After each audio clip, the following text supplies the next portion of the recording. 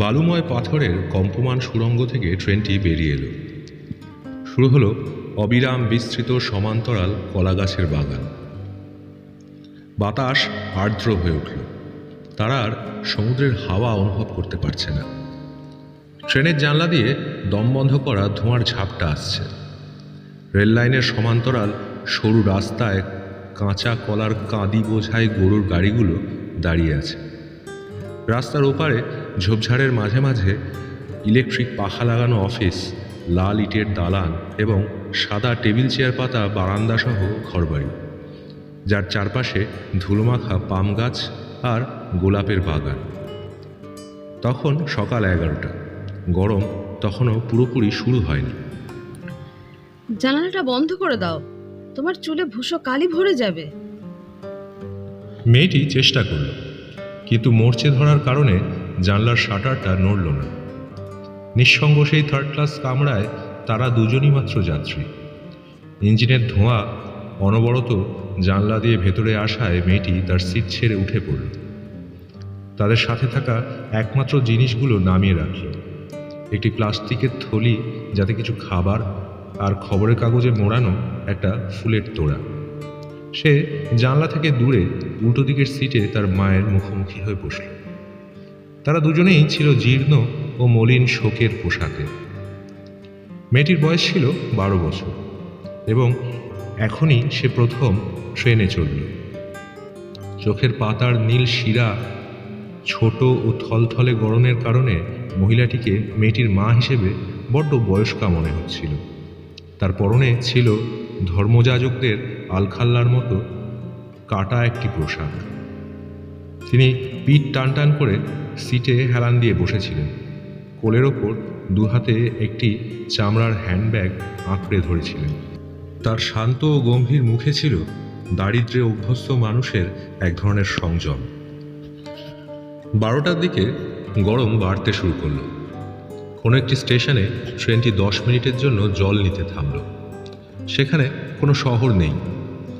বাইরে বাগানের রহস্যময় স্তব্ধতায় ছায়াগুলোকে বেশ পরিষ্কার দেখাচ্ছিল, কিন্তু কামরার ভেতরে স্থির বাতাস থেকে কাঁচা চামড়ার গন্ধ আসছিল। ট্রেনটি আর গতি বাড়াল না। আরও দুটি হুবহু একই রকম শহরে গিয়ে থামল, যেখানকার কাঠের বাড়িগুলি উজ্জ্বল রঙে রাঙানো। মহিলাটির মাথা ঝিমনিতে নুইয়ে এলো। তিনি ঘুমের দেশে তলিয়ে গেলেন। মেয়েটি তার জুতো খুলে ফেলল। তারপর সে বাথরুমের ঘরে গিয়ে ফুলের তোড়াটি ভিজিয়ে রাখল। যখন ফিরে এলো, দেখল তার মা খাওয়ার জন্য অপেক্ষা করছেন। তিনি তাকে এক টুকরো পনির, অর্ধেকটা ভুট্টার রুটি এবং একটি বিস্কুট দিলেন। নিজের জন্যেও থলি থেকে একই পরিমাণ খাবার বের করে নিলেন। তারা খাবার সময় ট্রেনটি খুব ধীর গতিতে একটি লোহার ব্রিজ পার হলো এবং আগের শহরগুলোর মতোই আরেকটি শহর অতিক্রম করল। শুধু এই শহরের চত্বরে মানুষের ভিড় অনেক বেশি। প্রখর রোদে একটি ব্যান্ডের দল কোনো একটি সুর বাজাচ্ছিল। শহরের অন্য প্রান্তে কলাগাছের বাগান শেষ হতেই শুরু হলো খরার কারণে ফেটে যাওয়া এক প্রান্তর। মহিলাটি খাওয়া বন্ধ করলেন। জুতো পরে নাও। মেয়েটি বাইরের দিকে তাকালো। জনশূন্য প্রান্তর ছাড়া সে কিছুই দেখতে পেল না। সেখানে ট্রেনটি আবারও গতি বাড়াতে শুরু করল। সে বিস্কুটের শেষ টুকরোটি থলিতে ভরে দ্রুত জুতো পরে নিল। মহিলাটি তাকে একটি চিরুনি দিলেন। চুলটা আঁচড়ে নাও। মেয়েটি যখন চুল আঁচড়াচ্ছিল, ট্রেনের বাঁশি বাজতে শুরু করল। মহিলাটি তার ঘাড়ের ঘাম মুছলেন এবং আঙুল দিয়ে মুখের তেল চটচটে ভাব পরিষ্কার করে নিলেন। মেয়েটির চুল আঁচড়ানো শেষ হতে হতে ট্রেনটি একটি শহরের পাশ দিয়ে যাওয়া শুরু করল, যা আগের শহরগুলোর চেয়ে বড় কিন্তু বিষণ্ণ। কিছু করতে চাও তো এখানেই সেরে নাও, পরে তেষ্টায় মরে গেলেও জল কোথাও পাবে না। কিন্তু সবচেয়ে বড় হলো কান্নাকাটি করা চলবে না। মেয়েটি মাথা নাড়ল। জানলা দিয়ে ইঞ্জিনের বাঁশির আওয়াজ আর পুরনো কামরার খটখট আওয়াজের সাথে শুষ্ক তপ্ত হাওয়া ভেতরে আসছিল। মহিলাটি খাবারের থলিটি ভাঁজ করে তার হ্যান্ডব্যাগে ভরে নিলেন। আগস্টের সেই ঝকঝকে মঙ্গলবার দুপুরবেলা জানলার ফ্রেমে মুহূর্তের জন্য পুরো শহরটা ভেসে উঠল। মেয়েটি ভিজে কাগজে ফুলগুলো মুড়িয়ে জানলা থেকে একটু সরে বসে তার মায়ের দিকে একদৃষ্টে তাকিয়ে রইল। জবাবে সে মায়ের মুখে একটি মনোরম অভিব্যক্তি দেখতে পেল।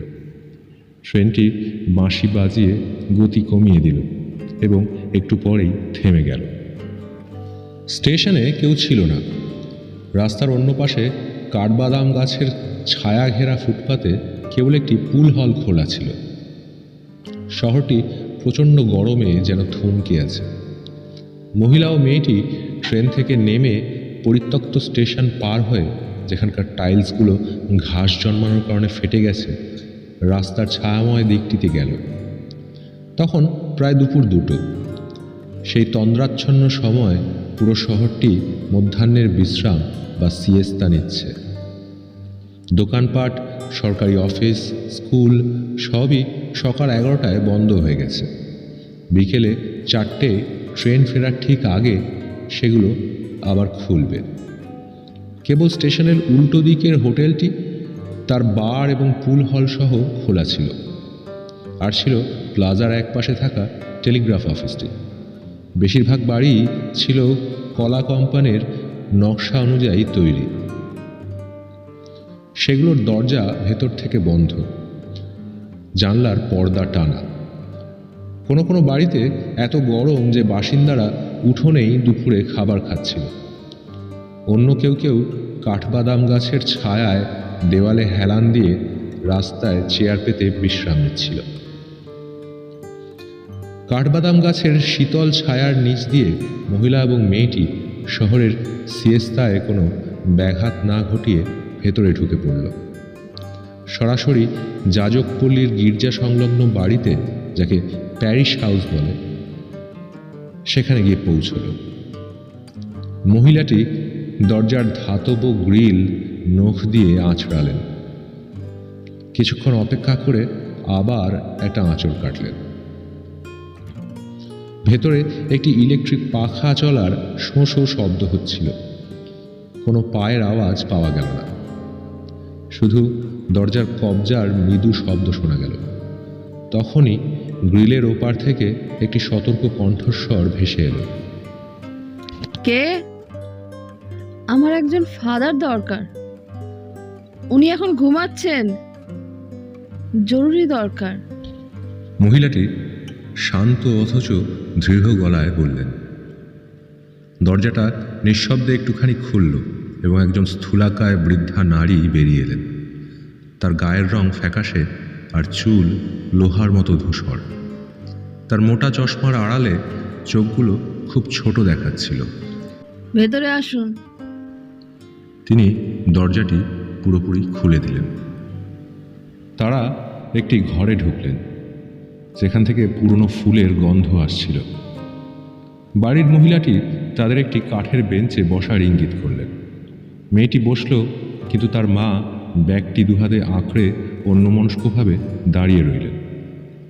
ইলেকট্রিক পাখার আওয়াজ ছাড়া ঘরে আর কোনো শব্দ নেই। বাড়ির মহিলাটি ঘরের শেষ প্রান্তের দরজা দিয়ে আবার ফিরে এলেন। উনি আপনাদের 3টের পর আসতে বললেন। উনি মাত্র 5 মিনিট আগে শুতে গিয়েছেন। ট্রেন 3:30 ছেড়ে দেবে। উত্তরটা ছিল সংক্ষিপ্ত এবং আত্মবিশ্বাসী, কিন্তু কণ্ঠস্বরটি ছিল মনোরম এবং বিনম্র। বাড়ির মহিলাটি প্রথমবারের মতো হাসলেন। ঠিক আছে। পেছনের দরজাটি আবার বন্ধ হলে মহিলা তার মেয়ের পাশে বসলেন। ছোট অপেক্ষার ঘরটি দরিদ্র ঘরানার হলেও ছিল বেশ ছিমছাম এবং পরিষ্কার। ঘরের মাঝখানের কাঠের রেলিংয়ের ওপাশে একটি সাধারণ টেবিল অয়েল ক্লথ দিয়ে ঢাকা, আর টেবিলের ওপরে একটি ফুলদানির পাশে একটি পুরনো আমলের টাইপরাইটার। তার ওপাশে গির্জার নথিপত্র। দেখে বোঝা যাচ্ছিল ঘরটি একজন অবিবাহিত বৃদ্ধার হাতে গোছানো। পেছনের দরজাটি খুলল। এবার স্বয়ং ধর্মযাজক আবির্ভূত হলেন। তিনি রুমাল দিয়ে চশমা মুছছিলেন। তিনি চশমা পরার পরই বোঝা গেল তিনি ওই বৃদ্ধা মহিলার ভাই। আমি আপনাকে কিভাবে সাহায্য করতে পারি? কবরস্থানের চাবিটা লাগবে। মেয়েটি কোলে ফুল নিয়ে গুটিসুটি মেরে বসেছিল। যাজক প্রথমে মেয়েটির দিকে এবং তারপর মহিলার দিকে এবং সবশেষে জানলার জালি দিয়ে বাইরের মেঘহীন উজ্জ্বল আকাশের দিকে তাকালেন। এই রোদের মধ্যে সূর্য ডোবা পর্যন্ত অপেক্ষা করতে পারতেন। মহিলাটি নিঃশব্দে মাথা নাড়লেন। যাজক রেলিংয়ের ওপাশে গিয়ে একটি আলমারি থেকে অয়েলক্লথ মোড়ানো নোটবুক, একটা কাঠের কলম আর দোয়াত বের করে টেবিলে বসলেন। তার মাথার চুলের অভাব তার হাতের লোমের আধিক্য যেন পূরণ করে দিয়েছিল। কার কবরে যাবেন? কার্লোস সেন্টেনোর। কে? কার্লোস সেন্টেনো। গত সপ্তাহে এখানে যে চোরটা মারা গিয়েছিল, আমি তার মা। যাজক তাকে তীক্ষ্ণ দৃষ্টিতে নিরীক্ষণ করলেন। মহিলা শান্ত আত্মনিয়ন্ত্রণে তার দিকে তাকিয়ে রইলেন। যাজক লজ্জায় লাল হয়ে গেলেন। তিনি মাথা নিচু করে লিখতে শুরু করলেন। পাতাটি পূরণ করার সময় তিনি মহিলার পরিচয় জানতে চাইলেন। মহিলা বিনা দ্বিধায় প্রতিটি খুঁটিনাটি বিবরণ দিয়ে গেলেন, যেন কোনো কিছু দেখে পড়ছেন। ফাদার ঘামতে শুরু করলেন। মেয়েটি তার বাম পায়ের জুতোর বকলস খুলে হিলটি বের করে বেঞ্চের রেলিংয়ের ওপর রাখল। ডান পায়ের জুতোর বেলাতেও সে এই একই কাজ করল। পুরো ঘটনাটি শুরু হয়েছিল গত সপ্তাহের সোমবার রাত 3টে, এখান থেকে কয়েক ব্লক দূরে। রেবেকা নামের এক নিঃসঙ্গ বিধবা, যার বাড়িটি আজে বাজে জিনিসের ঠাসা, তিনি বৃষ্টির শব্দের মাঝে শুনতে পেলেন কেউ বাইরে থেকে সামনের দরজা খোলার চেষ্টা করছে। তিনি উঠলেন, আলমারি হাতড়ে একটি পুরনো রিভলভার বার করলেন, যা কর্নেল অরেলিয়ানো বুয়েন্দিয়ার আমলের পর আর কেউ ব্যবহার করেনি। আলো না জ্বালিয়ে বসার ঘরে গেলেন। তালার শব্দের চেয়েও বড় হয়ে উঠেছিল 28 বছরের নিঃসঙ্গতা থেকে জন্ম নেওয়া এক ধরনের আতঙ্ক। তিনি কল্পনায় দরজার অবস্থান এবং তালার সঠিক উচ্চতা স্থির করে নিলেন। তিনি দুহাতে অস্ত্রটি আঁকড়ে ধরলেন, চোখ বন্ধ করলেন এবং ট্রিগার টিপলেন। জীবনে এই প্রথমবার তিনি গুলি ছুড়লেন।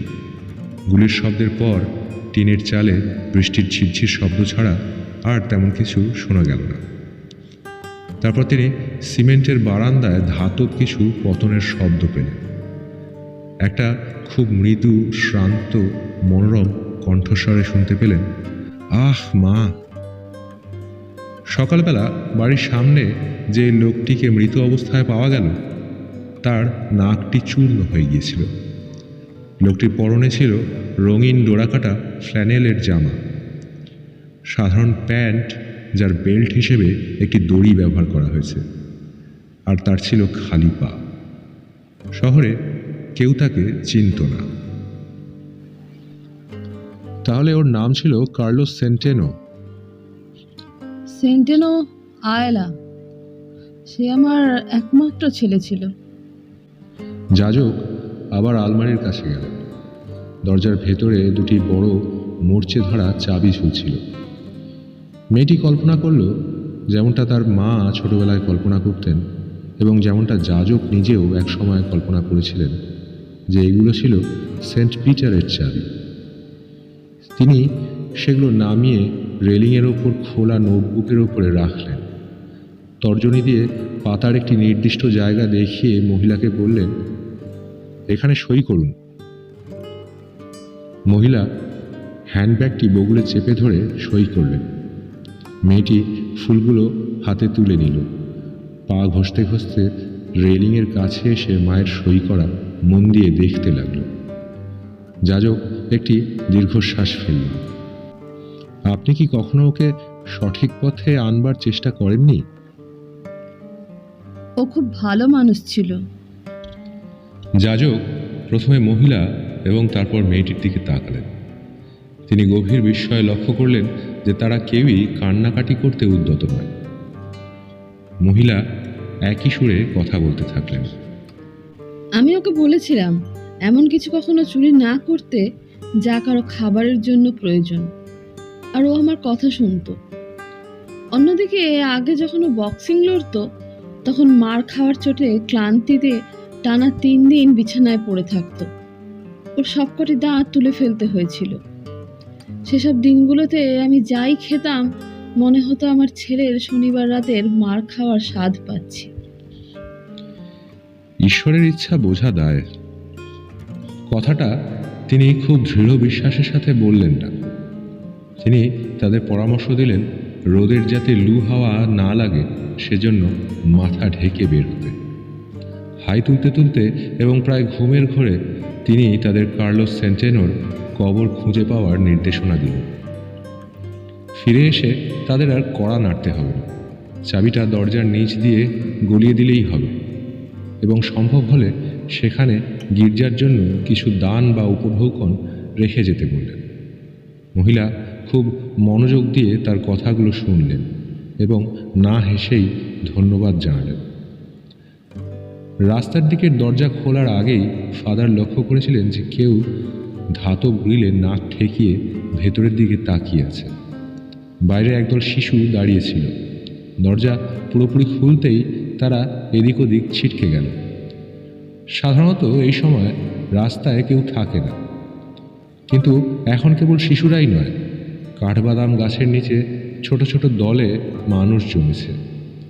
ধর্মযাজক রোদে পুড়তে থাকা রাস্তার দিকতে তাকিয়ে সবটা বুঝতে পারলেন। তিনি নিঃশব্দে আবার দরজাটা বন্ধ করলেন।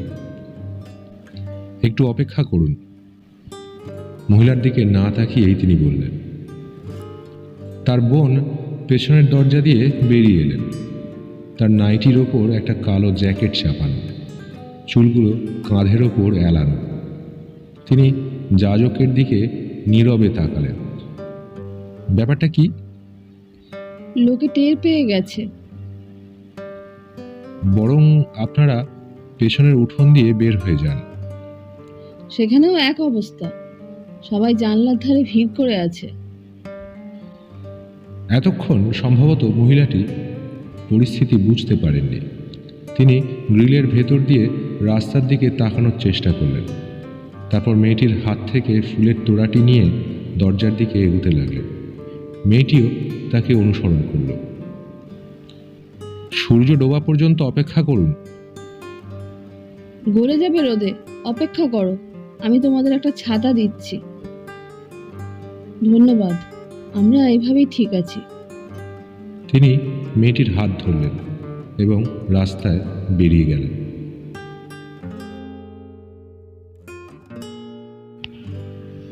শেষ হলো আজকের গল্প গ্যাব্রিয়েল গার্সিয়া মার্কেজের রচিত টিউসডে সিয়েস্টা বা মঙ্গলবারের দিবানিদ্রা। গল্পটি যদি আপনার ভালো লেগে থাকে তাহলে আমাদের চ্যানেলটিকে সাবস্ক্রাইব করবেন। আর আপনি যদি ভিডিওটি আপলোড করার 7 দিনের মধ্যে ভিডিওটি দেখে থাকেন তাহলে ভিডিওটিতে হাইপ দিতে পারেন।